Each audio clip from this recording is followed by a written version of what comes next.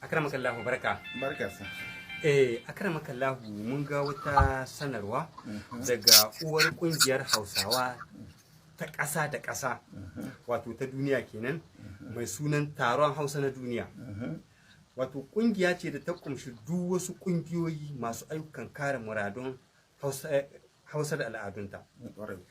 Kungiyar na sanarwar gudanar da zaman taronta na shekara ta 2026 wato a nan ƙasar Nijar, birnin Yamai. Kama daga ranakun 27 zuwa 28 ga watan 7 da sunan dukkan Hausawan duniya. Ku ne shugaban kungiyar reshen ƙasar Nijar.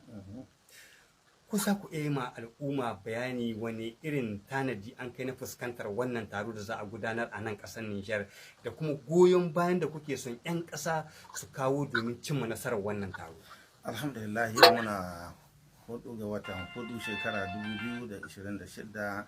Ina maka godiya kuma ina gode ma masu sauraron mu duk inda suke a duniya. Wannan kamar da ka faɗi, lalle Allah da ikon shi taro ne da za a yi na kungiya Hausa ta duniya.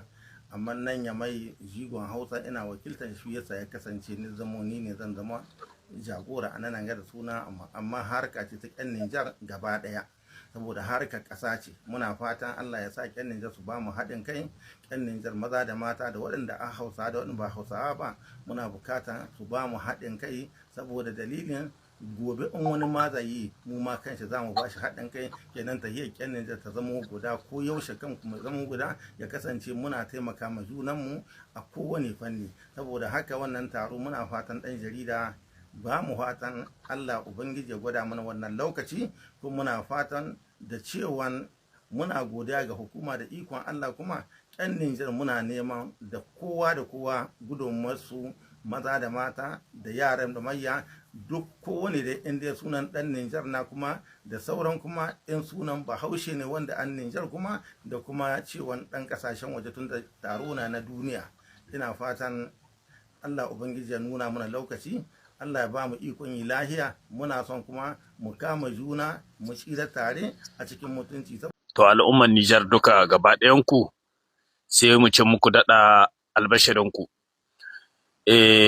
Kun ji bayani daga shugabanmu, firizidan ɗin ƙungiyar jigon Hausa Nijar kenan, ga kuma wata sanarwa nan ta ƙungiya ta duniya ta Hausawa gaba ɗaya, ta haɗaka ta Hausawa gaba ɗaya, za ta yin taro a nan Nijar, kuma shi ne mai masaukin baƙin a matsayi ne na jagoran ƙungiya ta jigon Hausa Nijar, shi ne an mai masaukin baƙi.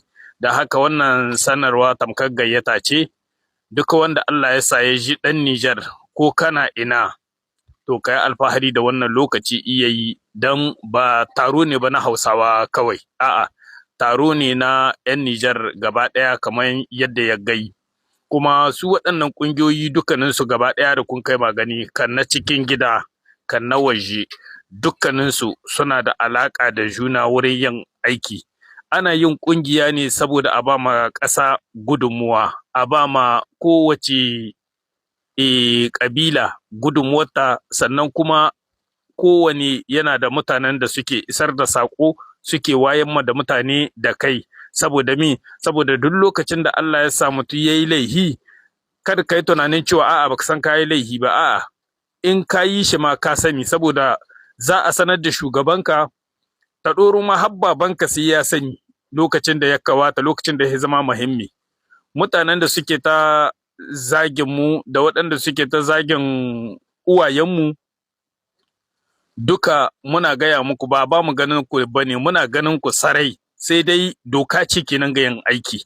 Shi yasa ba mu son muna tamka muku, ko kuma wasu daga cikin mu su tamkasa muku, ko kuma duka wani wanda yake jin ciwon mu, idan ya ga an zage mu, to kada ya sake ya mai da martani da zagi ko kuma da hushi. Ya yi ƙoƙari ya yi magana mai kyau, domin muna gaya muku wallahi doka na aiki, doka tana aiki. Kuna gani in ƙurciya gare ku ko iyaranta gare ku, in jahilci ne gare ku, duka doka daidai take da kowa. Kuma mu nan Nijar alhamdulillah ƙasa ce ta doka, ƙasa ce ta doka, ƙasa ce ta inci.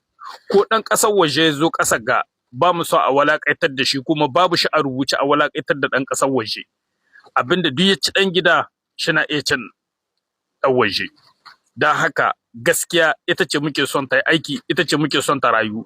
Shi yasa kuka ga dare da rana duk lokacin da wani abu ya samu muna fitowa mu gaya muku a'a incin ku ne a sanar da ku kowa ya sani. Duk wani wanda yake tunanin cewa shina ma wani aiki ko shina ma wata ƙasa aiki duk lokacin da ya shiga hannu zai yin bayani. Duk lokacin da ya shiga hannu zai yin bayani. Komi zaman ka Allah shi samu cin gado kake. Wallahi doka tana daidai da kai. Doka tana daidai da kai. Kuma a nan ne za ka gane cewa gwagwarmaya ce kake yi kan ƙasa ko ko a'a kan kana kake ma gwagwarmaya ko ko wani na kake ma yin gwagwarmaya to a wannan lokaci ne za ka ganewa.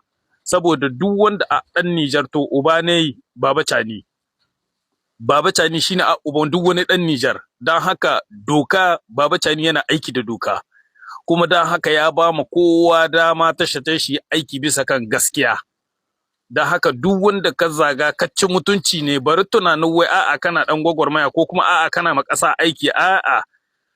In yau ka kwaɗo kan mutu in kana da ɗan ɗashi zai ɗauka wurinka shiga dai ka yadda zai gadin dukiyarka da gonakanka da gidajenka da komi haka yau aka kama ka aka kulle ko kuma kan mutu akwai masu ɗaukar wurinka akwai masu ramfalasa wurinka.